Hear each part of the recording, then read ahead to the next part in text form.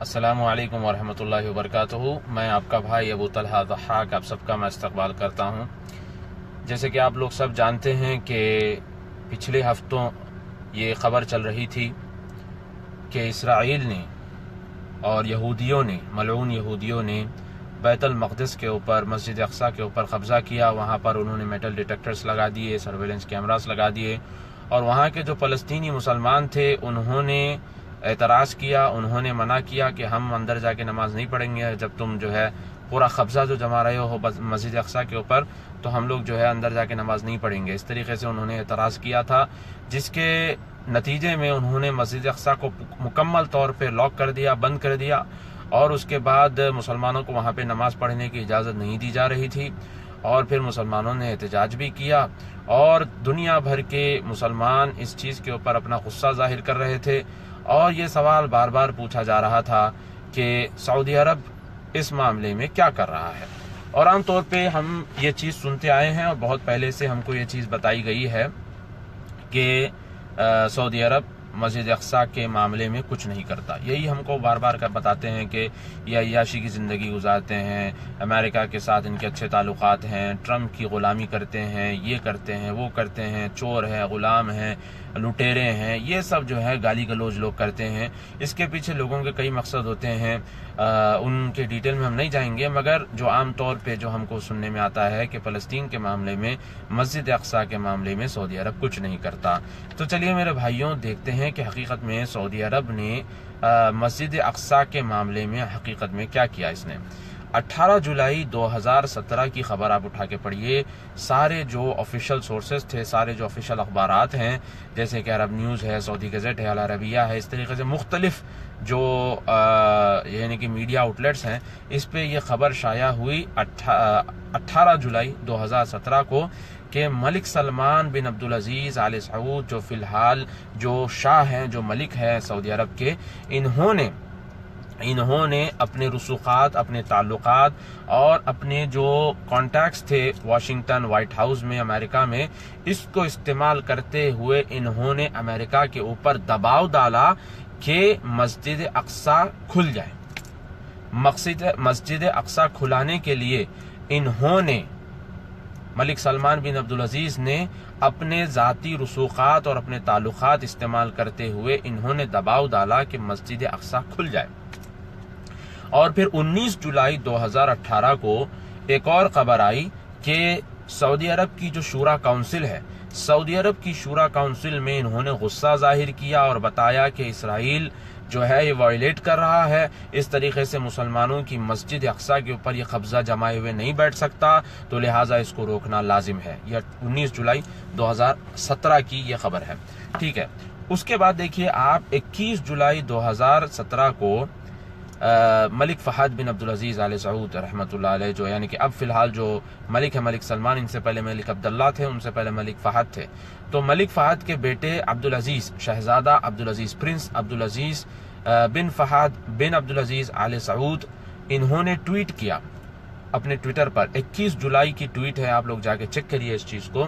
21 جولائی کو انہوں نے ٹویٹ کیا کہ بیت المقدس، مسجد اقصیٰ، یہ مسلمانوں کا مقدس مقام ہے، اس کی حفاظت کرنا تمام مسلمانوں کے اوپر فرض ہے، اور اگر یہود اس طریقے سے کرتے رہیں گے، اسرائیل اس طریقے سے کرتے رہے گا، تو انہوں نے اپیل کی مسلمانوں کو، عربوں کو، سب کو انہوں نے اپیل کی کہ سب مل کر اسرائیل کے خلاف جنگ کریں اور مسجد اقصیٰ کو آزاد کریں۔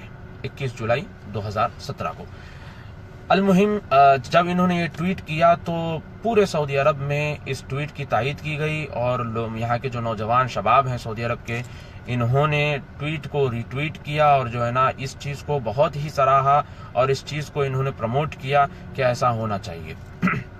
اس کے بعد دیکھیے آپ 27 جولائی کو، یعنی کہ معاملہ ختم ہو گیا الحمدللہ، اور مسجد اقصیٰ کھل گئی، اور یہ ویڈیو جو ہے کافی وائرل ہوا، آپ نے دیکھا ہوگا کہ مسلمان مسجد اقصیٰ کے اندر، فلسطینی مسجد اقصیٰ کے اندر داخل ہو رہے ہیں، اور سارے یہودی، ملعون یہودی وہاں پہ ٹھہر کے دیکھ رہے ہیں، اور الحمدللہ سارے مسلمان مسجد اقصیٰ کے اندر اللہ اکبر، اللہ اکبر، لا الہ الا اللہ، اللہ اکبر، اللہ اکبر وللہ الحمد، یہ پڑھتے مسجد اقصی کے اندر سارے مسلمان جا رہے ہیں. یہ ویڈیو کافی وائرل ہوئی. اس کے دوسرے تیسرے دن کائرو میں مصر میں ایک میٹنگ ہوئی. 27 جولائی کو یہ میٹنگ ہوئی اور جو ہے یہ خبر جو ہے آئی دوسرے تیسرے دن جو ہے اخبارات میں خبر آئی کہ فورن منسٹر جو ہے فلسطین کے فورن منسٹر ریاض المالکی، انہوں نے کائرو کی میٹنگ میں ملک سلمان بن عبدالعزیز آل سعود کا شکریہ ادا کیا اور خاص طور پہ اللہ کے بعد انہوں نے ملک سلمان کا شکریہ ادا کیا اور کہا کہ ان کی کوششوں سے الحمدللہ مسجد اقصی واپس کھل گئی. اب جو عرب لیگ کے جنرل سیکرٹری ہیں احمد الغیث، انہوں نے بھی سٹیٹمنٹ دیا. اسی میٹنگ میں کائرو میں جو میٹنگ ہو رہی تھی اس میں انہوں نے یہ سٹیٹمنٹ دیا کہ اسرائیل آگ کے ساتھ کھیل رہا ہے. اگر یہ ایسا چلتا رہا تو ہمارا فوکس، ہمارا نشانہ سیاست سے ہٹ کے مذہب کی طرف ہو جائے گا اور پھر مذہبی جنگ چھڑ جائے گی اور مسلمان مذہبی جنگ میں آ جائیں گے، مذہبی جنگ چھڑ جائے گی. تو بتانا مقصد یہ ہے میرے بھائیوں، جس طریقے سے ہم لوگوں کو بیوقوف بنایا جاتا ہے عام طور پہ، سعودی عرب کچھ نہیں کرتا، عرب کچھ نہیں کرتے، لوگ کچھ نہیں کرتے، ایسا نہیں ہے. ماشاءاللہ انہوں نے کیا. اور کل کی بھی خبر ہے العربیہ میں، آپ اٹھا کے پڑھیے کہ ماشاءاللہ ملک سلمان کا شکریہ ادا کیا جا رہا ہے کہ انہوں نے امریکہ کے اوپر دباؤ ڈالا اور ڈال کر مسجد اقصی کھلوائی اور ماشاءاللہ مسلمان جا کے وہاں پہ نماز پڑھ رہے ہیں اور بالکل بے خوف ہو کے ماشاءاللہ وہاں پہ نماز پڑھ رہے ہیں. اور میرے بھائیوں یہ مسئلہ جو ہے نا بہت پرانا مسئلہ ہے، چھوٹا موٹا مسئلہ نہیں ہے، بہت پرانا مسئلہ ہے. حسین بن علی جو عثمانی خلافت کے انڈر میں شریف حسین بن علی، جن کے انڈر میں مکہ اور مدینہ تھا، تو انہوں نے عثمانی خلافت سے بغاوت کی. ان کا مقصد یہ تھا کہ ان کی خود کی انڈیپینڈنٹ حکومت ہو جائے، تو عثمانی خلافت کے خلاف انہوں نے بغاوت کی. اور ورلڈ وار 1 کے بعد، پہلی جو عالمی جنگ ہوئی، اس کے بعد انہوں نے برٹش کے ساتھ معاہدہ کیا اور برٹش نے ان سے یہ معاہدہ کیا کہ اگر یہ عثمانی خلافت ہٹ گئی تو حسین بن علی شریف جو عثمانی خلافت کے انڈر میں تھے، ان کو یہ ٹرانس جارڈن، یہ جو جارڈن کا علاقہ ہے، فلسطین، جارڈن، یہ علاقہ اور اس طریقے سے حجاز کا علاقہ اور اسی طریقے سے عراق کا علاقہ، یہ 3 علاقے ان کو دے دیں گے.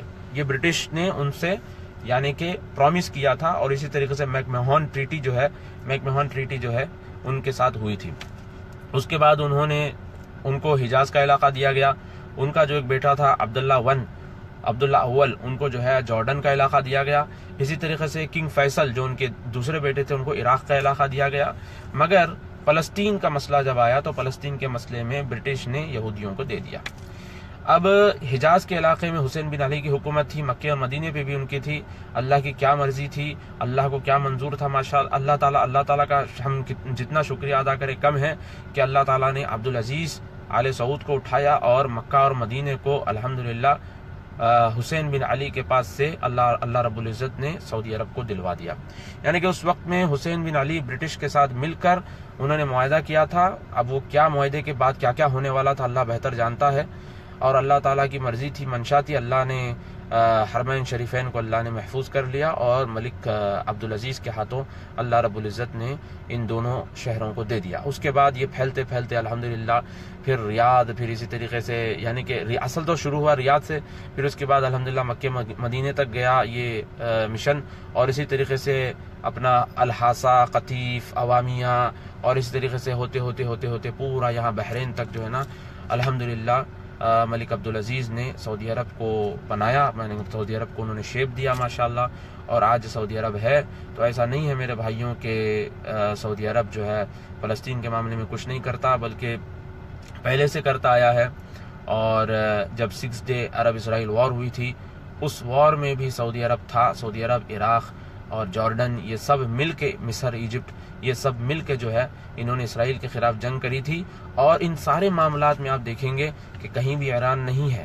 ان سارے معاملات میں کہیں بھی ایران نہیں ہے. نہ 6 ڈے وار میں ایران تھا اور نہ اس معاملے میں جو مسجد اقصی کو ابھی کھلایا گیا ہے پچھلے ہفتوں، اس معاملے میں نہ ایران ہے، نہ اخوان المسلمین ہے، نہ حماس ہے.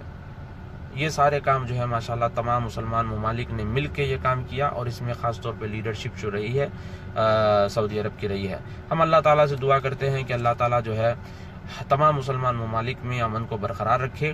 اور ہم اللہ تعالیٰ سے یہ بھی دعا کرتے ہیں کہ اللہ تعالیٰ جو ہے ہم کو فاتح بنا کر فلسطین کے اندر اللہ تعالیٰ بھیجے، اور اللہ تعالیٰ سے ہم یہ بھی دعا کرتے ہیں کہ مسلمانوں کی جان و مال کی اللہ حفاظت کرے، عزت و آبرو کی اللہ حفاظت کرے۔